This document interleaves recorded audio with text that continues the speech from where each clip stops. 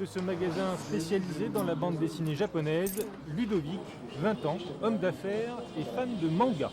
Moi-même étant client avant, ce que je faisais, c'est que j'achetais beaucoup de choses.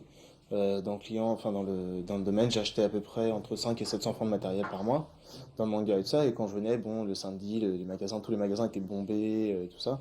Et je voyais que j'étais pas le seul. Donc, C'est ça qui vous a donné l'idée d'ouvrir un magasin? bah oui, parce qu'en fait, on voyait qu'il y avait de l'argent à se faire. Et en tant que jeune, au moment on a sauté sur l'occasion, on a eu l'opportunité par les parents, que je remercie d'ailleurs, d'ouvrir la boutique et tout ça. Et c'est comme ça qu'on en est arrivé là, quoi. Pour les éditeurs, le phénomène manga, c'est un coup de jeune pour le marché de la BD et un coup de nerf pour le chiffre d'affaires. D'une part, en termes de lectorat, on a ramené en librairie tous les ados qui avaient disparu depuis 10 ou 15 ans. On a aussi, bien entendu, augmenté notre chiffre d'affaires par là même, puisqu'on est à plus de 300% d'augmentation.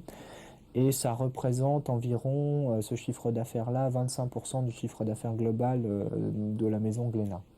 Vous faites 25% de votre chiffre d'affaires grâce aux produits Grâce aux produits japonais, en l'occurrence. Le jackpot du marché s'appelle Dragon Ball, un album nouveau tous les 2 mois, tirage moyen 50 000 exemplaires quand une BD traditionnelle dépasse rarement les 15 000. Ce succès est dû en partie à la télévision. Les livres qui se vendent le mieux sont ceux dont les héros existent aussi en dessin animé. En France, 70% des 11-14 ans regardent ce programme toutes les semaines. Et pour les vacances de la Toussaint, on a même fait une version longue projetée au cinéma.